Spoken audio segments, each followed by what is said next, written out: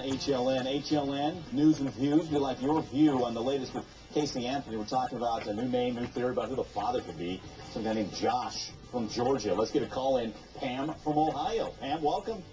Thank you. Go ahead, Pam. Yes, Mike. I don't know what the difference it would make in this trial for her if we knew who the father was.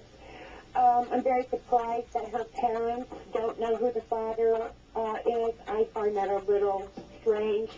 But whatever Casey says, this woman has never told the truth about anything. That's a good point. That's an excellent point, Pam. How can you believe anything that she says? Right. Again, we're hearing this through a friend, Melina Calabresi, who's talking to the cops. Our lawyers wanted to dive in on this. Pam, let's start with you. So, who the father is irrelevant, or how could it be relevant to the case? I think that's just spin it that way. It's probably going to be irrelevant. I mean, the only thing it shows is, like your caller just said, she's a pathological liar. The only way it could be relevant is if the defense tries to allude to the fact that some mysterious father kidnapped this baby and that they could be the killer, which is probably not going to happen. Mark, you want to weigh in here? I would agree with Pam, but I would say that investigators, in theory, should chase down leads, but they've chased down so many hours of leads from her lips that turned out not to be fruitful and not truthful. I wouldn't waste the time on it. Yeah, okay. Let's get another call in, guys. Vanessa in Michigan. Hey, Vanessa. Hi. Welcome to the show. Your comment or question here? Yeah, I was calling and wondering what difference does it make where the money is coming from to defend her? This is America. She's entitled to the best defense possible. Excellent. Mark, so how could this become illegal? Help us out. Certainly unethical and certainly set up an appeal. If, let's say, Jose Baez is being paid and it's contingent upon whether he goes to trial, he'll get more money if he goes to trial, certain book deals that could hinge upon the outcome, a lot of arrangements could affect her rights, and so it just needs to be out in the open to make sure that she doesn't, on appeal, assuming she's convicted, say, well, my attorney sold me out because he had this unfair arrangement. Okay, gotcha.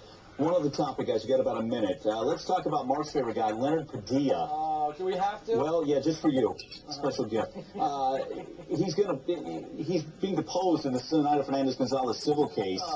Mark, okay, why would civil attorneys want a piece of Leonard Padilla in this? Again, I have it's a no idea. defamation suit. Ask Leonard Padilla how he infused himself into this case, as he does throughout this entire case, and somehow held himself out as some expert on some topic that he has no business commenting about. Okay, Pam, Padilla did spend some time with the Anthony family. How could the prosecution, let's get back to the Casey Anthony case, do you think prosecution is going to use him? No, I think they're going to probably think he's a nut and not want to use him. In the civil case, though, he could have some relevant information that she made statements about Zenaida Gonzalez and that he doesn't believe that Zenaida Gonzalez had anything to do with this and helped clear her name. Okay. And also, Mike, you go back and saw this hearsay of him saying Hoover told him this about Dominic Casey and the videotape. All this can come in, but again, it's all hearsay. Okay.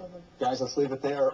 Marva, Mike, Mark, Pam, appreciate it, guys. We'll talk again soon. Thanks so much. Coming up on the show, we're going to talk about the economy. President Obama is holding a news conference tonight. We're going to welcome in Ali Velshi.